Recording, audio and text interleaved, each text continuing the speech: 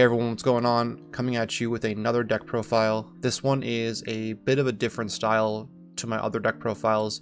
This is a blue-purple MEMEMORY Deprivation deck, which focuses on rookie rushing because of the style of which you play it.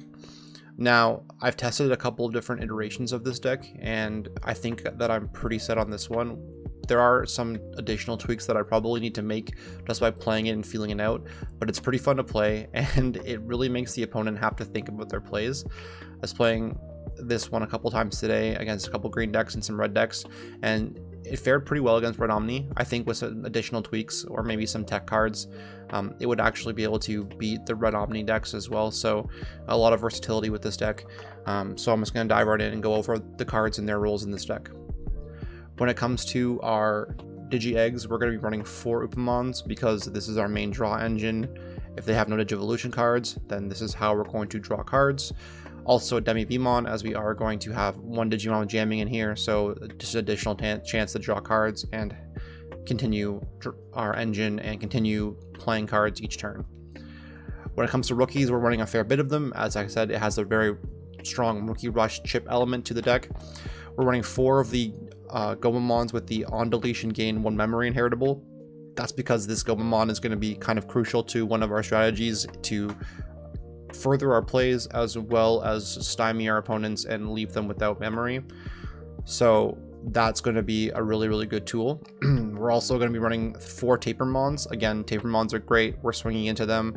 If they get deleted, then we get to draw a card, especially if they get popped by something like a Volcanictramon or an Omnimon. We get to draw cards, so it's not a dead card.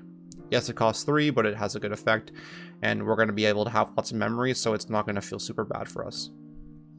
We're running 4 Demi-Devimons, the 2 cost. These are the vanilla Demi-Devimons that have no inheritable effects or no effects at all for on play. These are just good vanilla purple cards that we're going to use to, again, just swing for security, chip damage, as well as further additional plays using our option cards and our different tech options that we've put into this memory meme deck.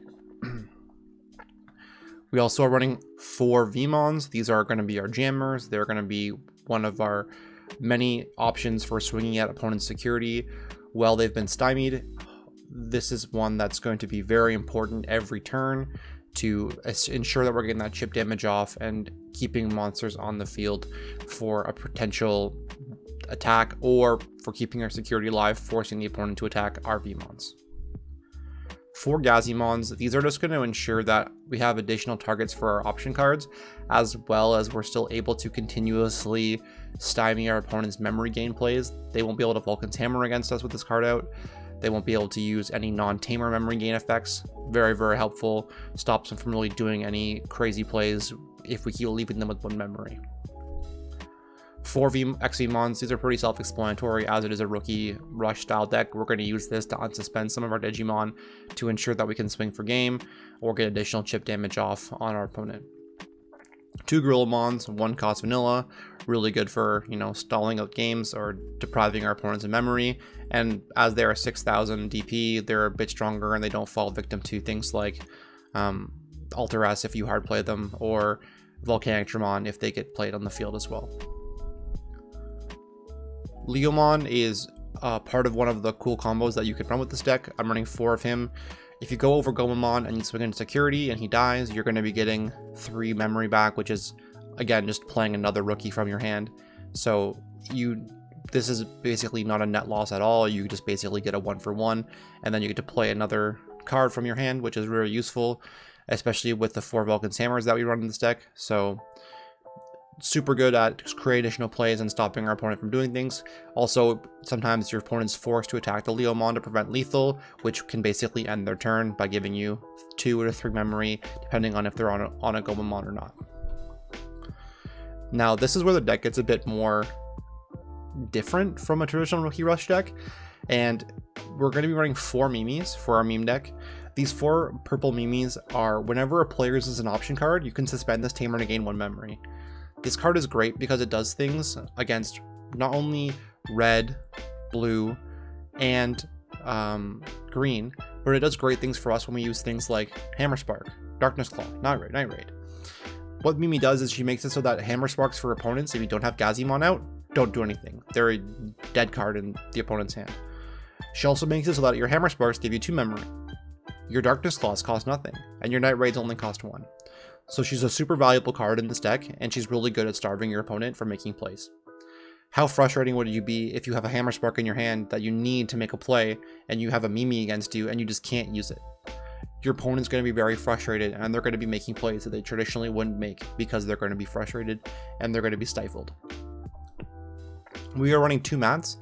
The mats are simply to recycle some of our option cards sometimes if we really need them, and to make sure that our turns always have 3 memory.